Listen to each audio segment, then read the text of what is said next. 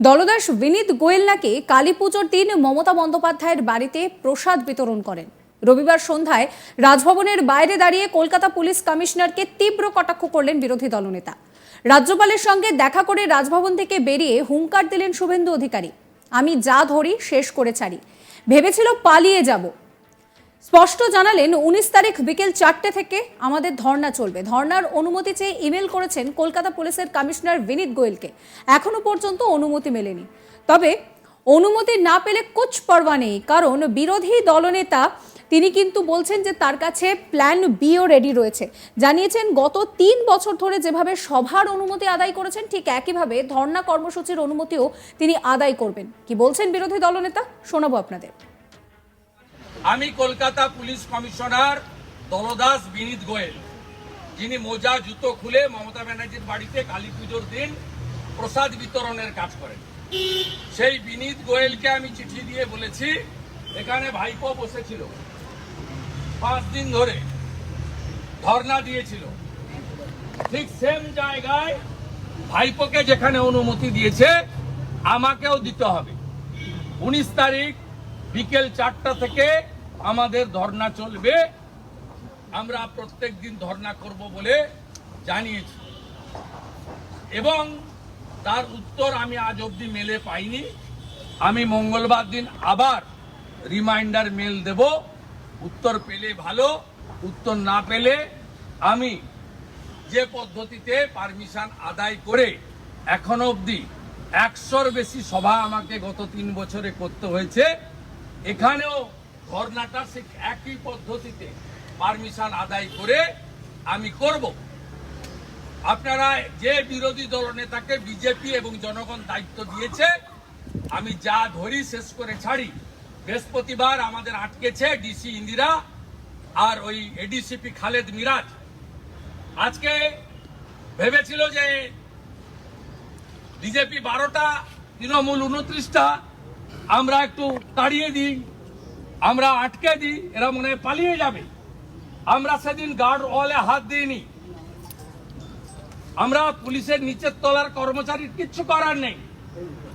এদের এক্ষুনি যদি এরা কেউ প্রতিবাদ করে কলকাতা পুলিশ থেকে স্টেট পুলিশে বার করে দেবে, দিয়ে আর কালিম্পং পাঠিয়ে দেবে। এদের কিচ্ছু করার নেই। আমি একটা গার্ড ওয়ালে হাত দিইনি। আপনাদের সামনে 1 ঘন্টা ওয়েট করেছি। বৃহস্পতিবার ভোট পরবর্তী হিংসায় প্রায় 200 জন আক্রান্তকে নিয়ে রাজভবনে গিয়েছিলেন শুভেন্দু অধিকারী। তবে তাদের বাধা দেয় পুলিশ।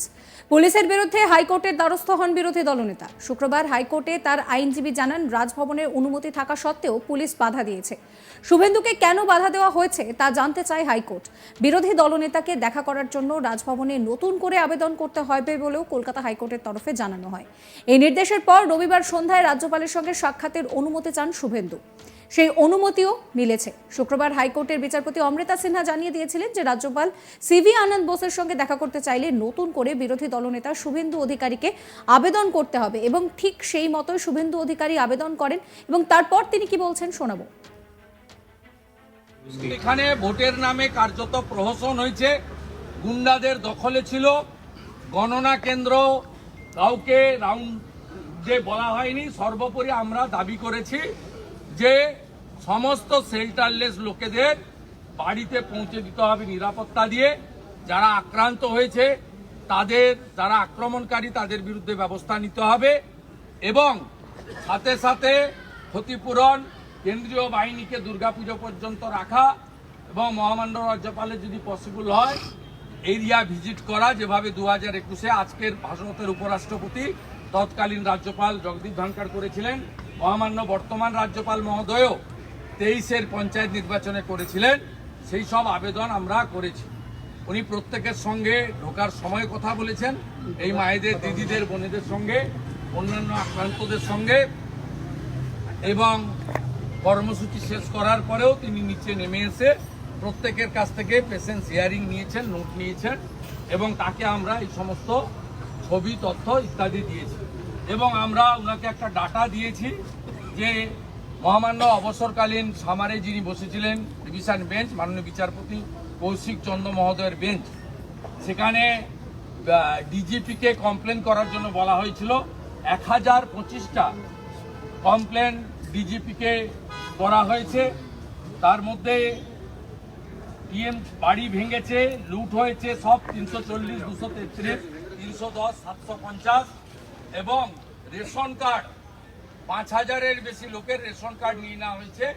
এবং আপনি শুনলে অবাক হবেন, বিশেষ করে কোচবিহার জেলায় সিতাই, দিনাটা, মাথাভাঙা, নাটাবাড়ি এবং কোচবিহার দক্ষিণ এই 5টা বিধানসভায় কোনো ভারতীয় জনতা পার্টির লোকেদের, সনাতনীদের বিশেষ করে রাজবংশী সহ কারোর বাড়িতে গবাদি পশু নেই। সমস্ত গবাদি পশু মানে গরু এবং ছাগল খুলে নিয়ে চলে গেছে তৃণমূল কংগ্রেসের দুর্বৃত্ত বাহিনী। একজনের বাড়িতে নেই। আমি দায়িত্ব নিয়ে বলছি, আপনাদের নাটাবাড়িতে, সিতাইতে, মাথাভাঙাতে, দিনহাটাতে এবং আপনার কোচবিহার সাউথে এবং ব্যাপকভাবে এখানে আমাদের এসসি মোর্চার নেতা সঞ্জয় নায়ক আছেন, তার বাড়ি এটা নিয়ে তৃতীয়বার ভাঙা হলো। 21 সাল থেকে পরপর করা।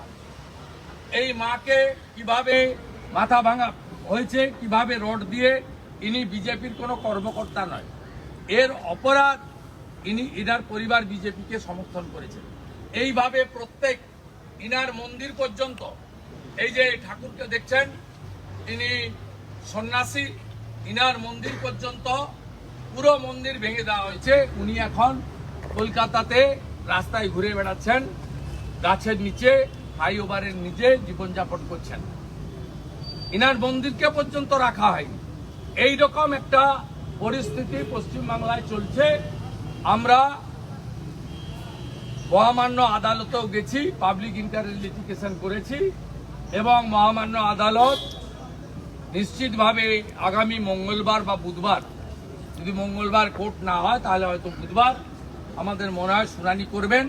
মহামান্য প্রধান বিচারপতি তিনি মহামান্য অন্য বিচারপতিকে অ্যাসাইনমেন্টও করেছেন বলে আমরা শুনেছি, তারা শুনবেন। সেখানে আমরা তথ্য প্রমাণ দিয়ে এই গুন্ডাদের বিরুদ্ধে বিচার চাইব।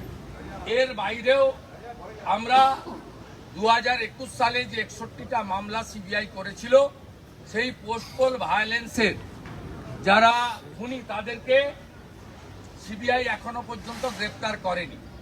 পরেশ পাল থেকে, জীবন সাহা থেকে, স্বপন সমাদ্দার থেকে, শকত মোল্লা থেকে, উদয়ন গুহ থেকে যে সমস্ত গুন্ডাদের এখনো গ্রেপ্তার করা হয়নি, আমরা সেই বিষয়েও আগামী দিনে সাবস্ক্রাইব করবেন আজ তাক বাংলার ইউটিউব চ্যানেলকে, ফলো করবেন হোয়াটসঅ্যাপ চ্যানেলও।